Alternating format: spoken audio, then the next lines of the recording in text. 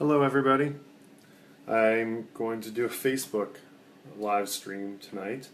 I haven't done this in a while, so I might be a little rusty. But tonight what we're going to do is I've got a project that has been on deck for a long time. A customer of mine has asked for this in print form for a number of years. So I have to get it done now. I told him I'm definitely going to have it done.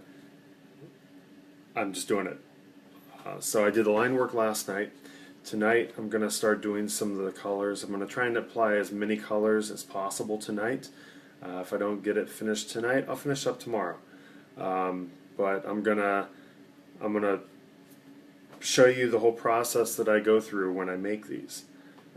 So I'll see if I can get the work right. It seems to always give me some trouble, so let's see here. Okay, so let me get the photo all organized.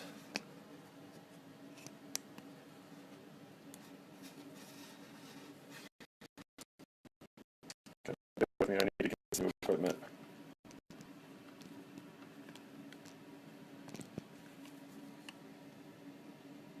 Okay, I think that's going to work.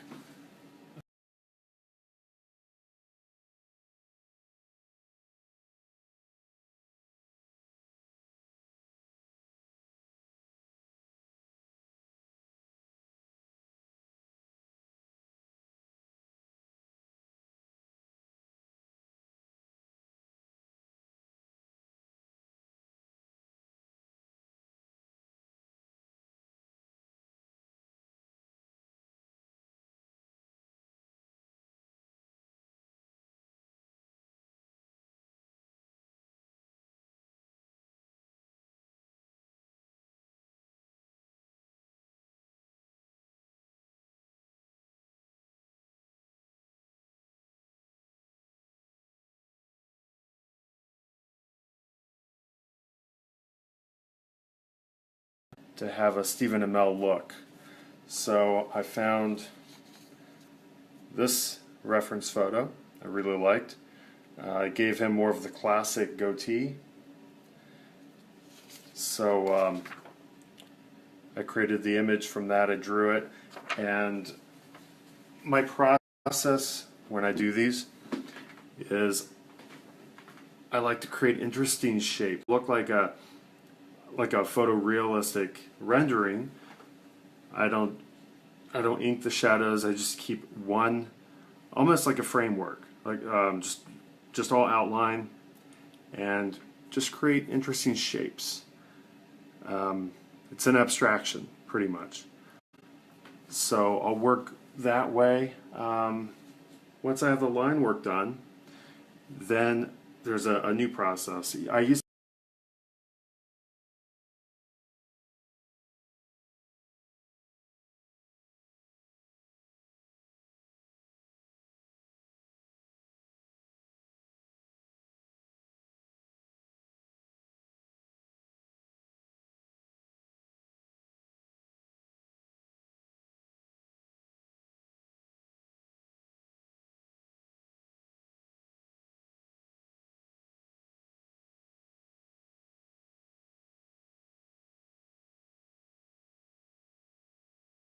Okay.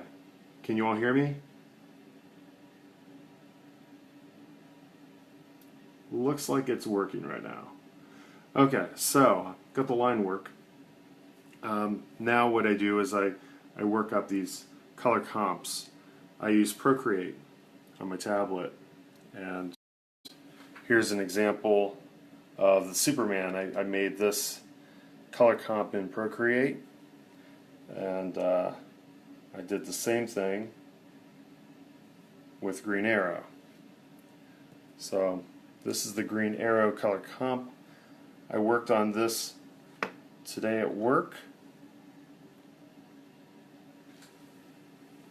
So I try to just kind of jump in. I don't want to refine it too much for the color comp.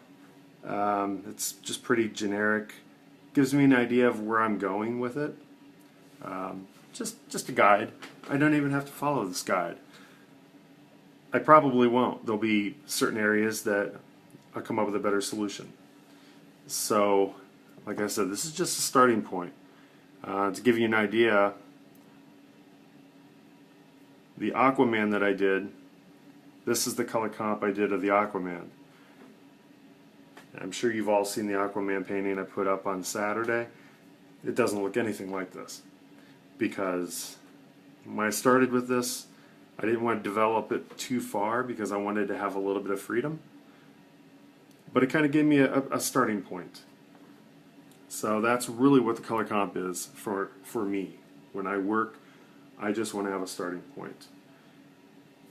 So I will use this just as a reference.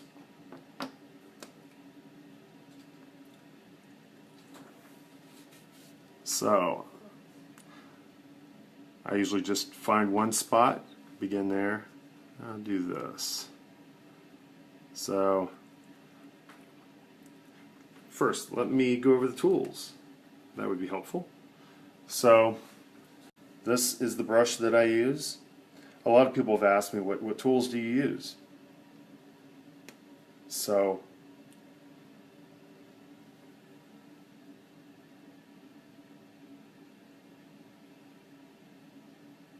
thanks for the advice, Rob. Thanks for the offer. This is the brush I use. Just fill it up with water. The tip opens up.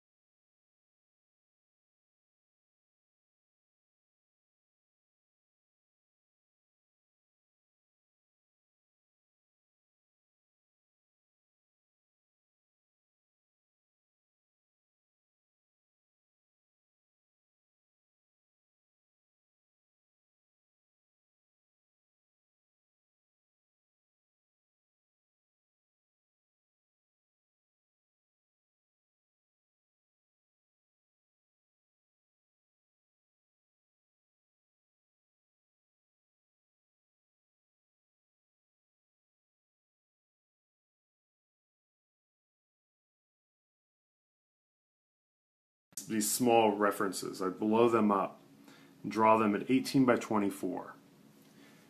Massive. They took forever to do. Those paintings were done with oil pastels, which are, they're like crayons. They're oil-based crayons, really. And I would do these massive paintings and they would take a while. So large paintings don't really work too well in a comic book convention setting. You have limited table space.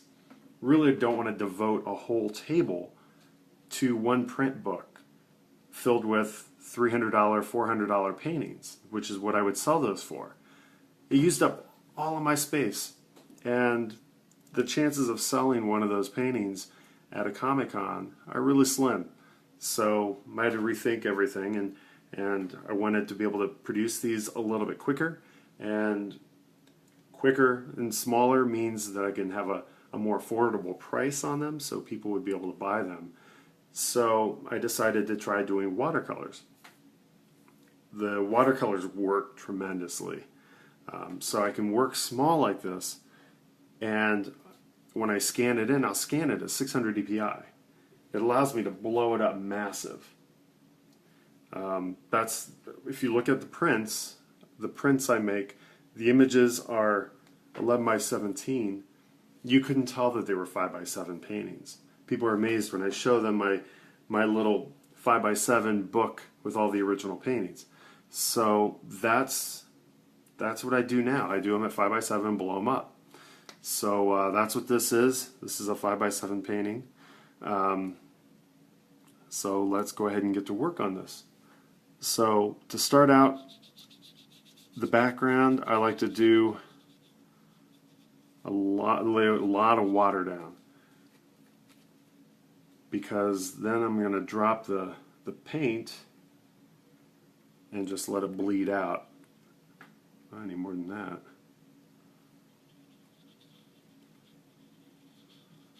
And I just go really quick. Just kind of push it around.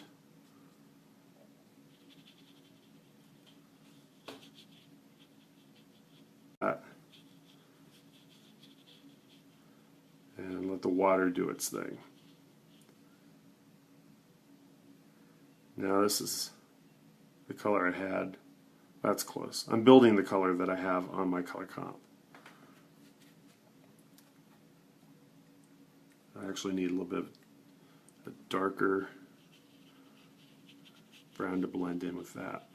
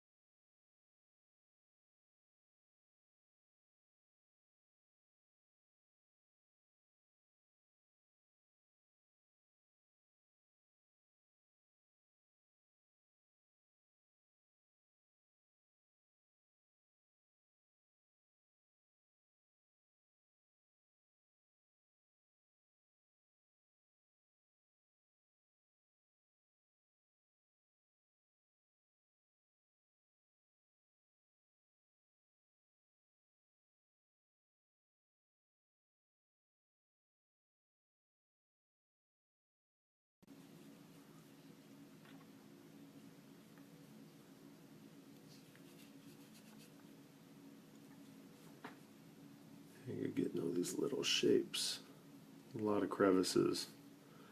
Now I'm not going to be as thorough with getting every little piece wet. I can go back in and drag the paint around.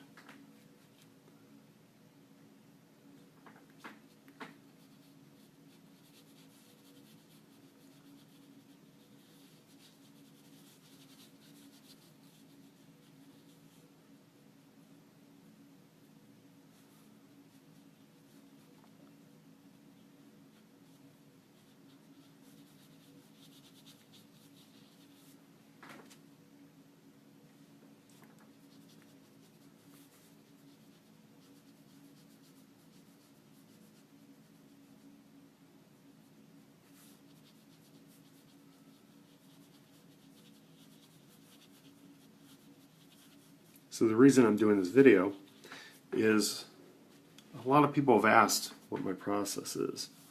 They're not quite sure what the materials are, or use what color goes where. So that's why I decided to make a video. As far as the colors, how do I choose what color goes in what shape?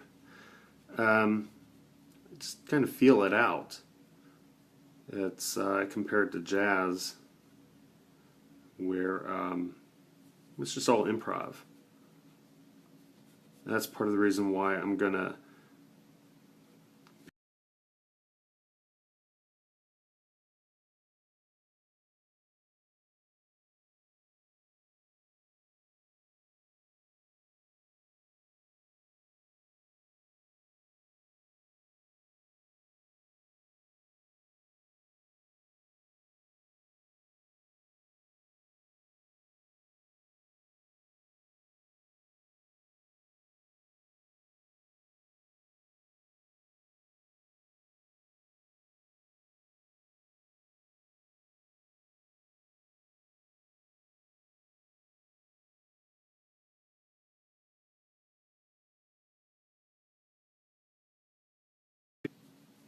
now my color comp. I actually tried a couple of different palettes. In Procreate, you can. It's similar to Photoshop. Procreate, you can adjust the hue and saturation. And I do that a lot. I'll come up with a background. Won't really be sold on it, so then I'll go in, adjust the hue and saturation, and then I'll get the magic colors that I want. Wouldn't really occur to me while I'm laying the color down by hand. So sometimes I guess the program knows more than I do. This is one of those cases where the background started out a different color, and I went in and adjusted the hue and saturation, and this really popped.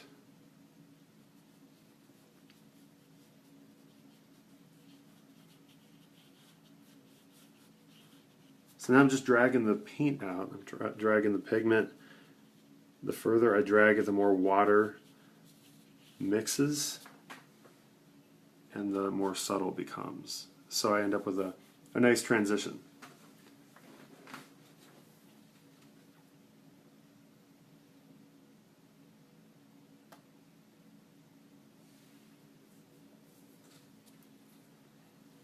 Let me pull up my reference.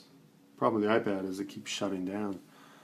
Okay, so now I think I'm going to start working on the head up here at the top. I kind of like what I have in the comp, so we'll start with a dark green right here. He's a green arrow. He's got to have some green, right?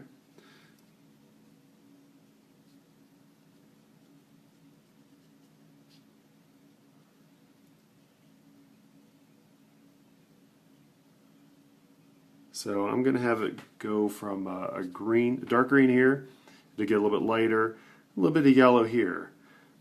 On this side, it's going to go to a blue. So really, what I'm doing is when I'm applying the color to a shape, I try to keep it within its neighbors. So I'm not going to go from green to red unless I have a nice transition. You kind of have to follow the scales. If I want to compare it to music again, it's got to be close to something relative to it. So a green will go to a yellow or to a blue. So now let me put a little bit of blue on the side. Now one of the other things I really like is blue and orange as a color combination. So if you look at my stuff very closely, you're probably going to see a lot of blue and orange side by side. Now, this is more of a tan yellow, but it's kind of in the family. So I got blue in there. I'm going to reinforce that green. Wasn't as dark as I wanted. So I'll dab it. That's what I'm doing now.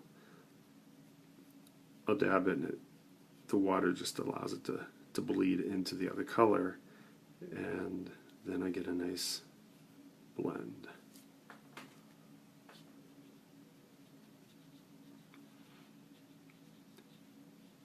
So when I pull my brush off to the side, got a piece of paper towel here, I'm just dabbing it. If I squeeze at the pen, the water will force out whatever pigment's still in the brush. So it allows me to come in and I'm not muddying up the painting with old colors. So there is a purpose to it. So we'll go with a light green right here. Sometimes I'll build it up from a light wash so I get a lot of subtlety. Other times I go in heavy.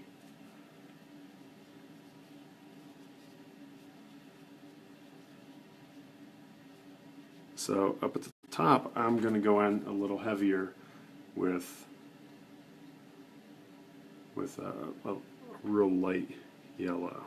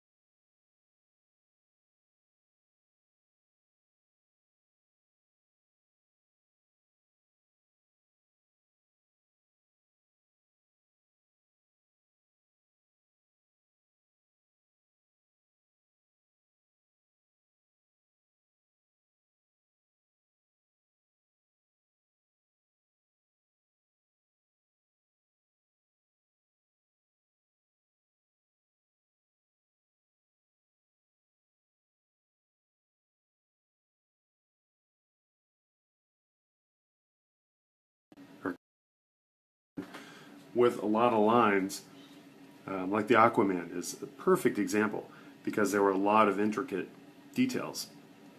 And if I went in and changed every single shape and made them a separate color, separate from all of the other colors around it, then it would end up looking like confetti. And that's not going to work.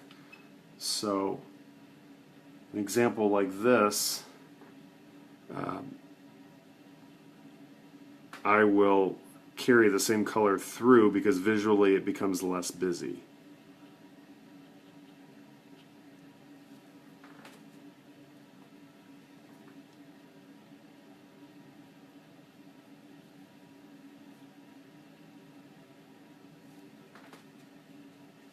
And sometimes I'll make mistakes and I just roll with it. With the watercolors, it's kind of once it's down there, I could take a paper towel and try to absorb up the paint, but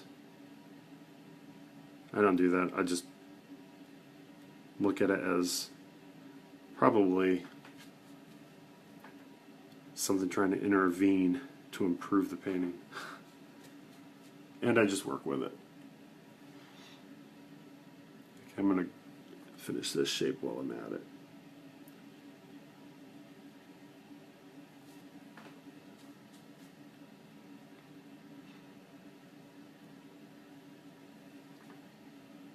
I'll darken this too.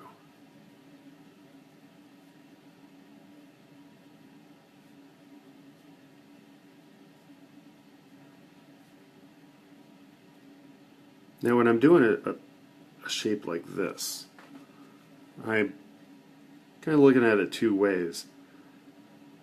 I'm looking at it as a three-dimensional object with form and shape.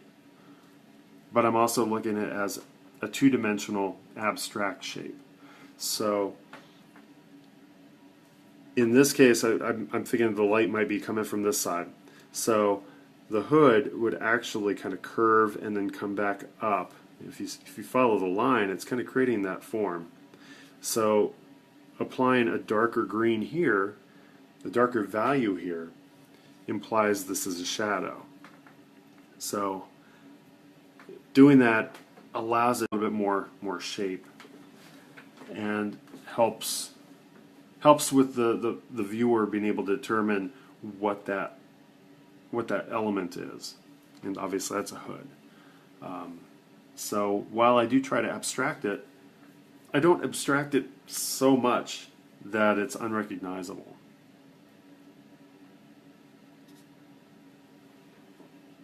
So now I'm doing the inside of the hood. I'm looking.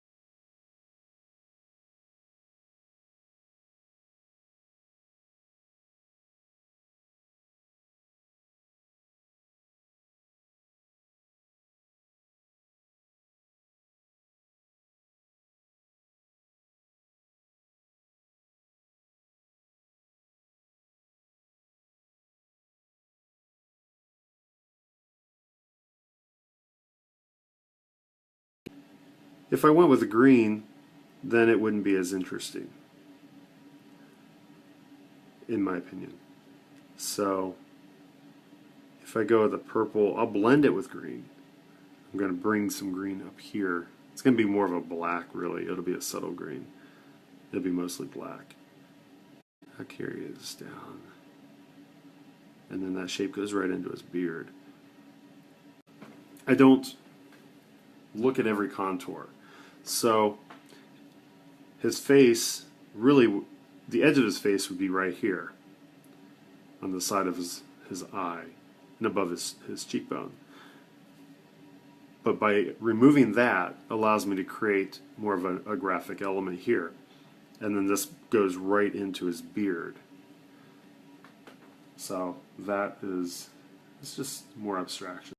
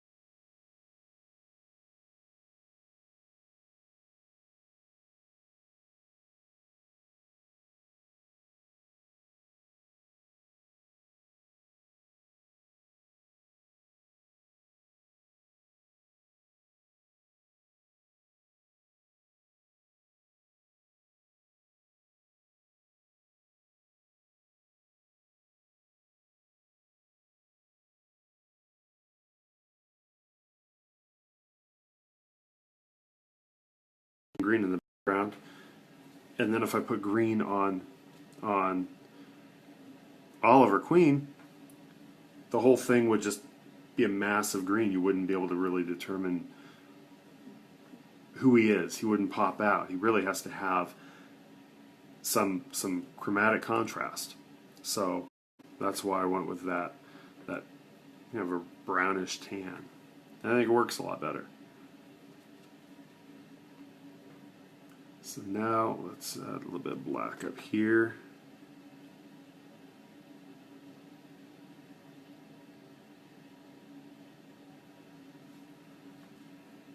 I don't think I really added enough to make a difference. I will do the green first.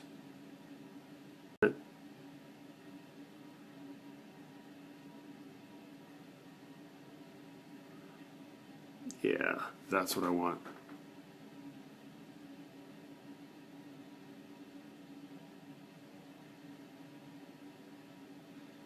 And again, I'm just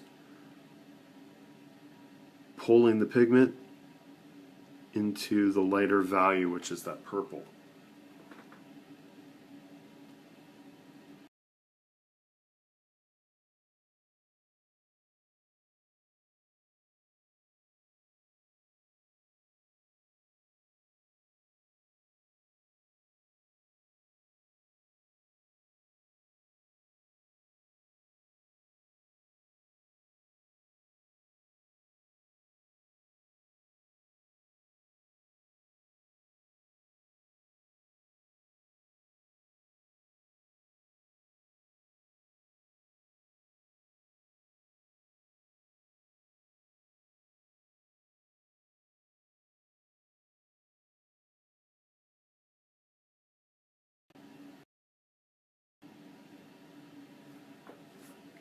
Yeah, I like the contrast around his eyes. Having this a lighter value with that hard shadow really makes it look intense. So that's what I wanted. So I think I'll do the skin right now. So when I do the skin, they actually have a really nice Caucasian flesh color on here. So I just drop that down. Just throw a bunch of strong pigment down, clean the brush, and then just dab it with the water. And then I'm allowed to pull it through. And this is another instance where I'm thinking of form as I spread the pigment. So like the nose right here, I'm gonna model that nose like I'm doing a traditional painting.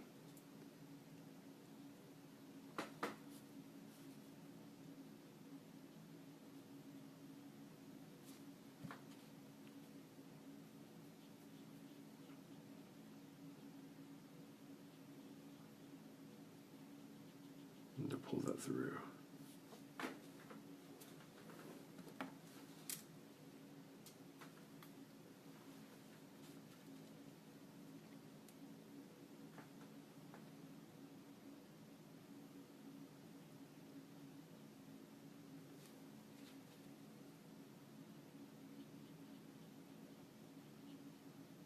Now I think this I'm going to change. Once I put that paint down, well, now I kind of like that. I'll keep that.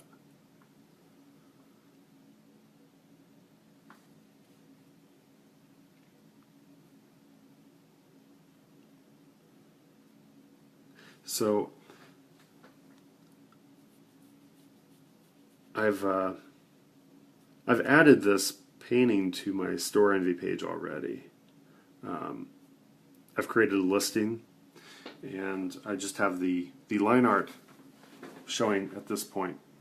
But if anybody is interested in buying this, they can buy it now, and they'll have the finished painting when it's ready. What I'm doing is if anybody's interested in this at this stage and they want to buy it, I'll obviously complete it. But between now and 9 a.m. tomorrow morning, if you purchase this, you get a print of your choice. So after 9 a.m., if nobody has bought it, the print offer goes away. But I will have this completed painting replacing that image when it's done. Don't know if that made any sense, but it's just an idea I had. So this shape right here in the color comp is kind of a muddy green to a light blue. So I will go with the dark green up here, and I will probably just add a little bit of brown just to kind of grunge it up a little.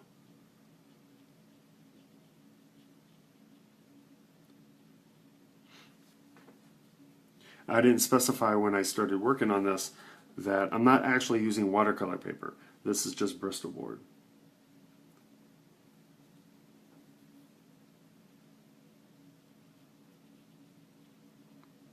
So this blue, I'm putting a lighter wash.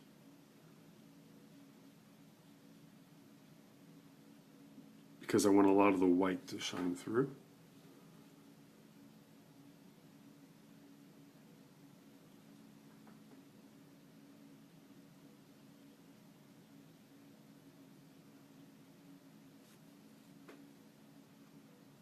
Now I'm just adding a little bit of brown up here.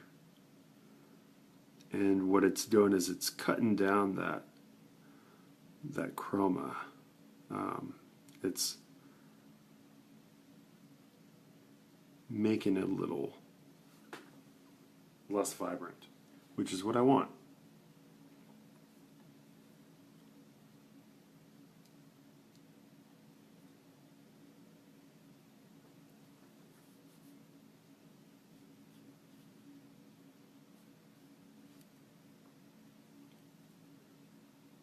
With all that green up on the top and the purple and the blue, I wanted to break it up, so that's why I selected that color. So I think right now I'm gonna work on these straps right there.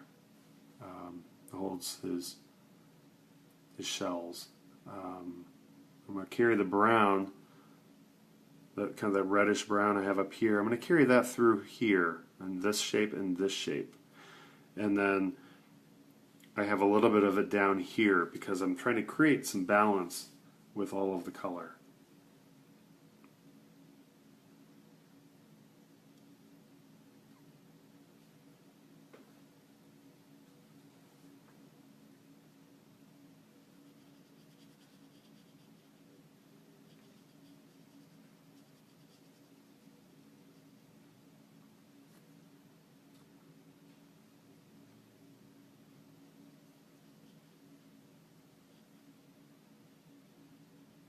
So again, I'm just building up the color.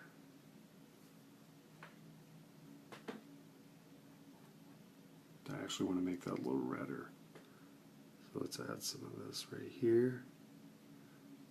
And sometimes I'll break it up. I'm not going to try and cover up every spot, because by being a little quicker with it and not covering.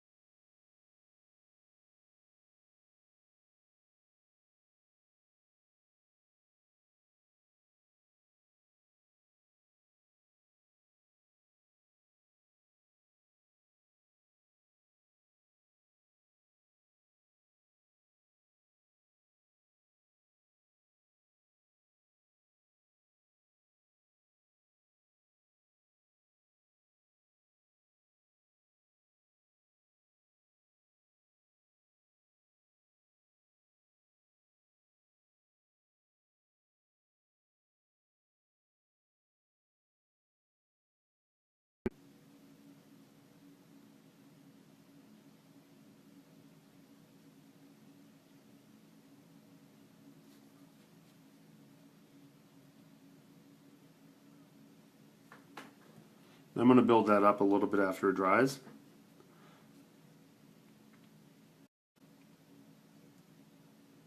So now let's do the same thing over here.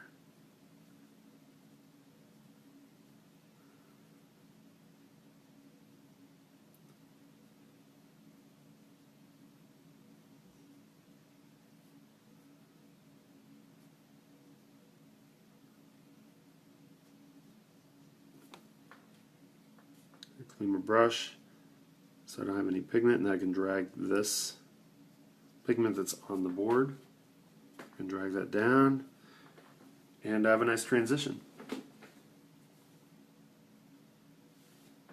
A little bit of darker brown over here.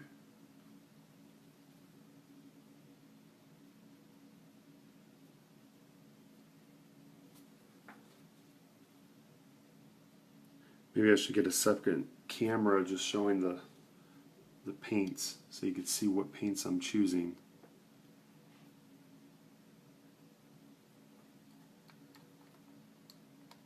Okay, so I've got the strap done. I think I'm going to work.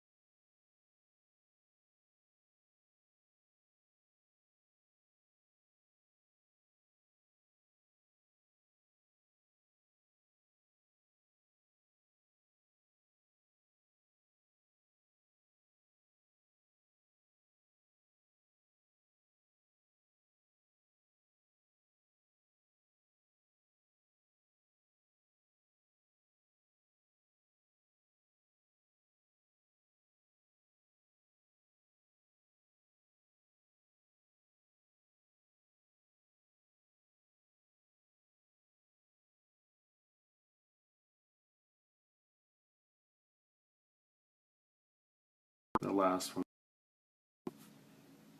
Yeah, there we go. That's more like it. I feel like Bob Ross talking to myself.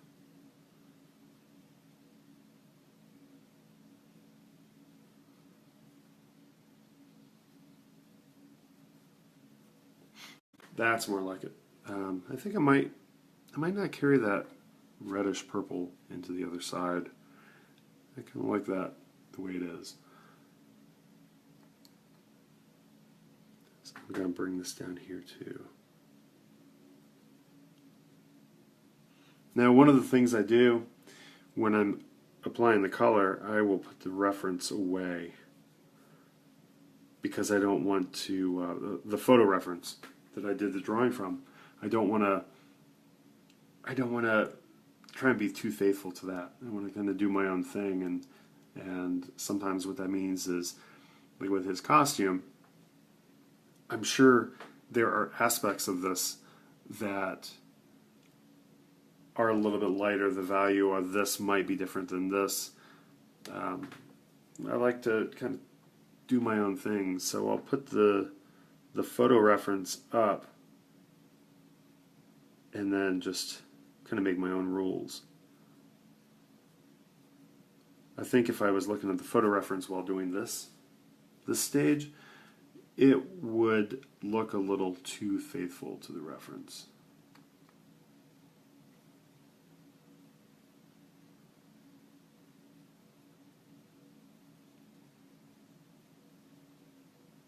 I mean, kind of the key of this is to abstract it. So putting the reference away allows me to abstract it as much as I can. Okay, get some purple in there now. Yeah, we'll do a little bit more.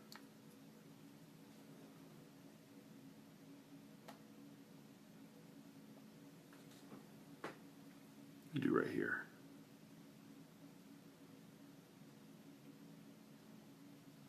Like I said, it's jazz. It's just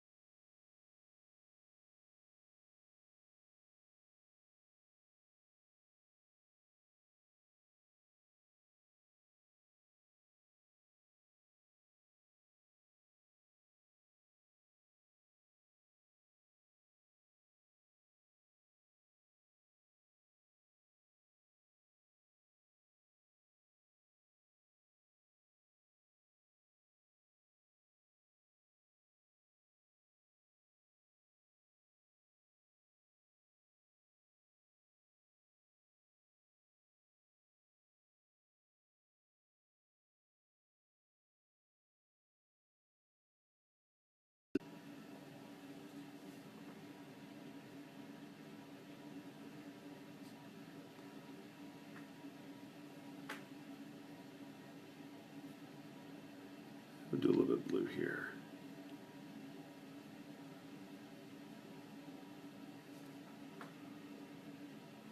Yeah, I like that.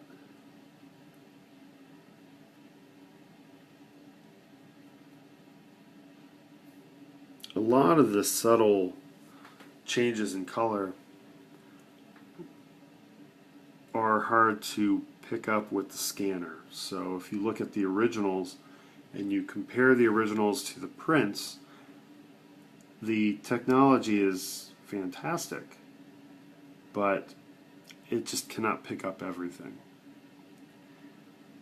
And it's not the prints, it's the digital file that I'm using. I haven't found a scanner that really does a great job of picking up all the subtle variations of color that I have in these paintings.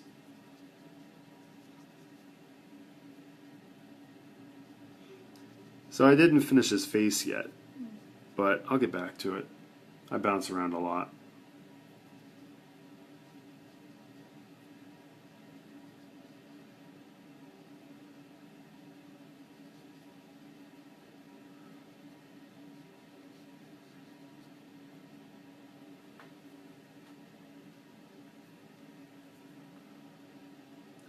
and just building up the green, making it a little bit darker, a little stronger.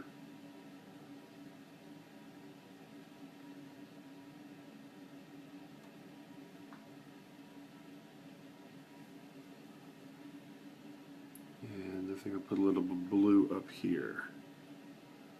There we go. And just pull that color, the blue color, into the green, and the water does the blending for me. Now brighten this up with a little yellow. This is an example where the subtle change will not show up when I scan it. But it looks good here.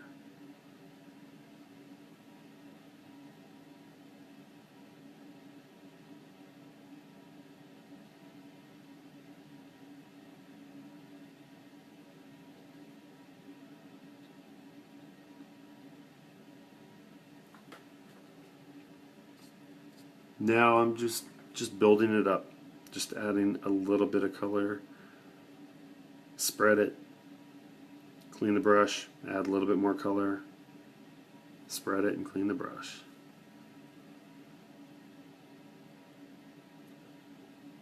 There are other shapes where I'll just throw it down and won't really do a whole lot of modeling. We'll do a whole lot of color variation. Other shapes like this one, add a little bit of yellow here, a little bit of blue here, green here, just keep building it up until I'm happy with it. So I'm going to move over to this side now. Just dropping the color in pretty quickly.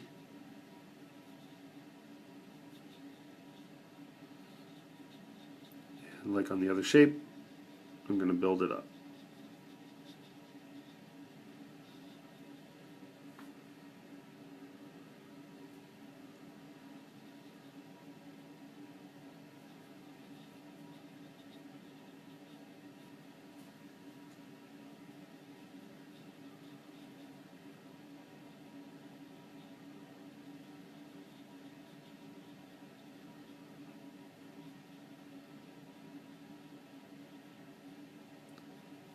I hope this is making sense. I rarely ever really discuss what I'm doing, narrating while I paint, so I don't know if I'm making any sense. Normally I just keep my mouth shut and do the work.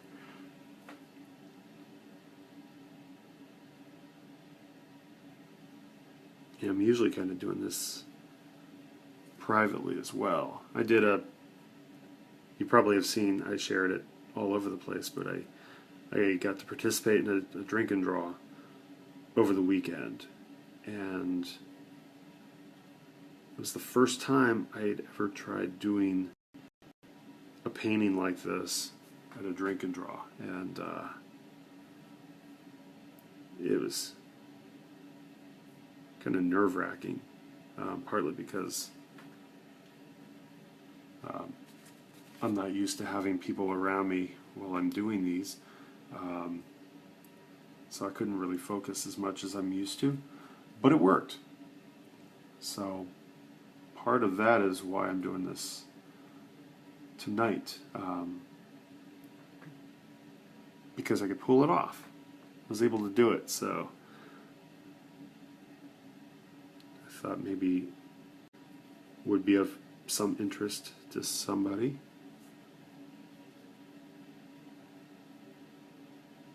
And why not? I haven't had a video in a while.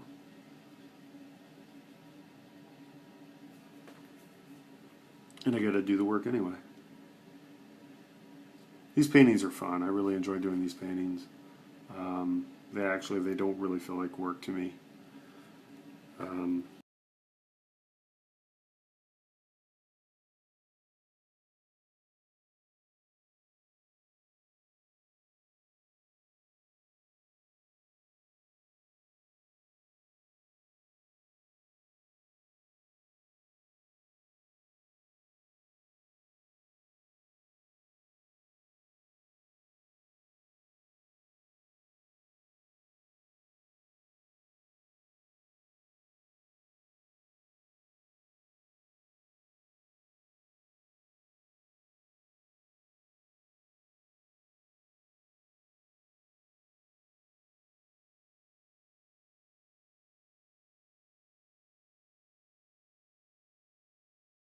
work. Change that color. The shadows don't fall correctly. Don't have to worry about that. Because I've never seen anybody walk around that looks like this with all these colors and lines all over them. So, let's do what I want.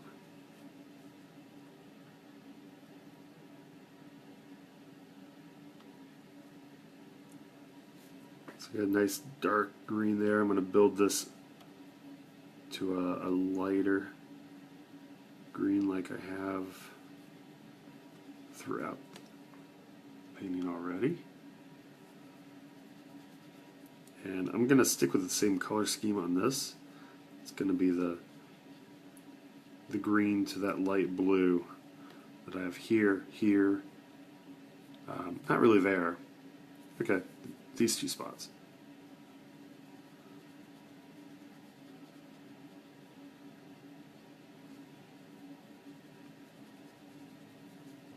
Now this is another example where I'm thinking of form.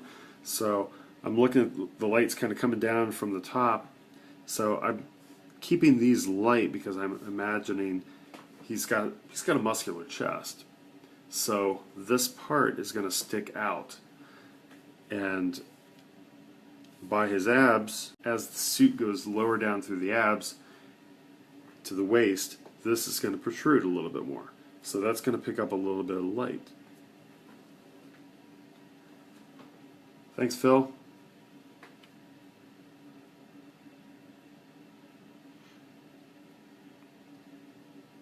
That light green doesn't really, it's more Smallville green, I guess. Oliver Queen in the show era.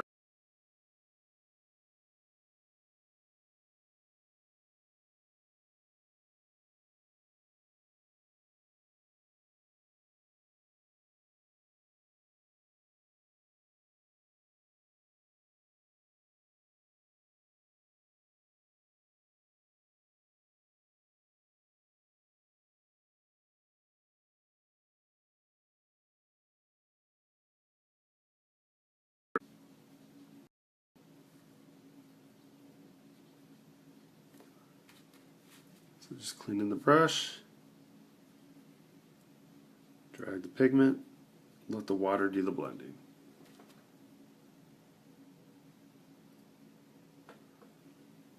We'll do a little bit of blue here.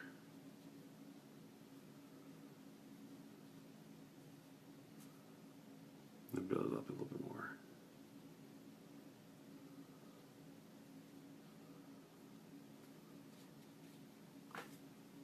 And they'll let that dry.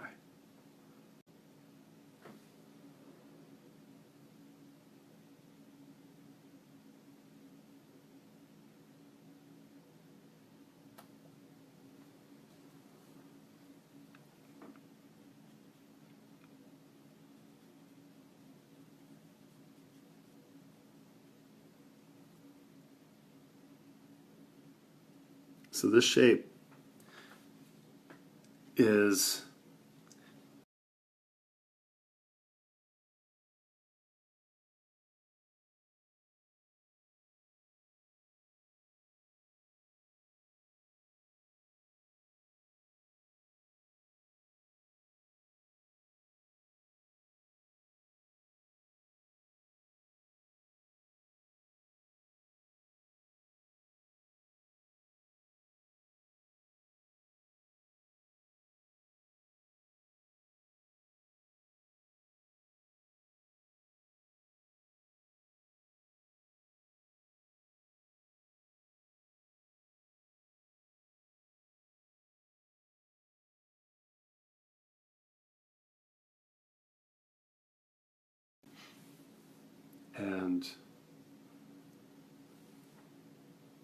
and that's kind of the thing that I go for when I do these, is finding instances where I can kind of break protocol and do something that would be unexpected.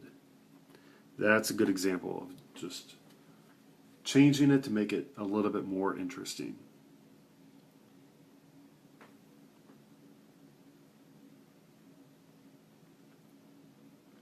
So there is a reason for the decisions that I make when I do these.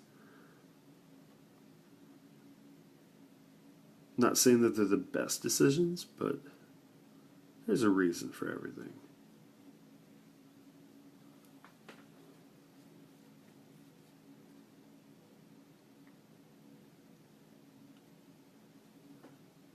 We'll try this, see what that does. I'm adding a little bit of purple up in this spot because I want to create a shadow. Because I'm looking at that shape right here, I'm imagining that overlapping these shadows as they come in. So a lot of this is imagining shapes overlapping other shapes.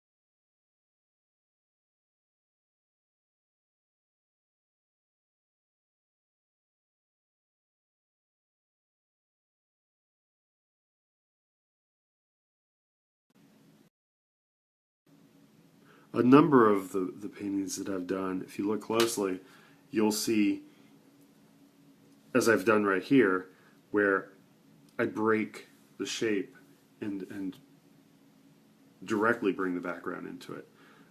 Sometimes I would take a whole swash, a whole shape, like this shape right here. I wouldn't put the bounding line there. I would just bring the background in. So if you look closely at some of the other paintings I've done, you'll see that.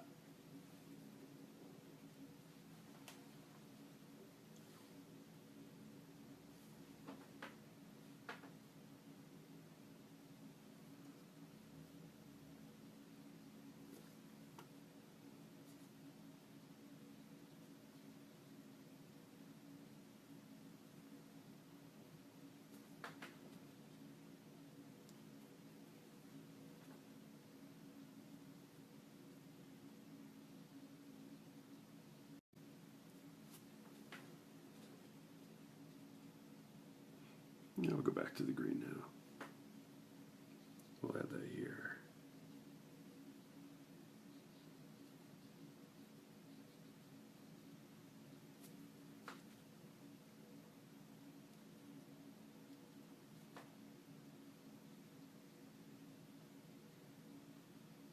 I'm just adding a little bit of yellow just to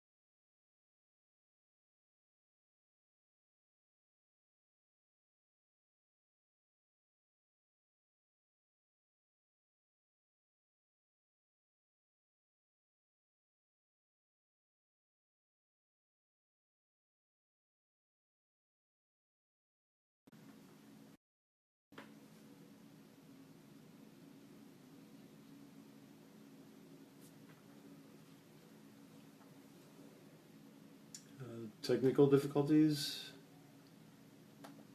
I don't know, looks like my video stopped.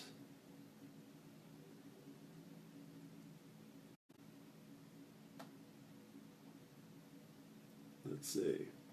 Come on.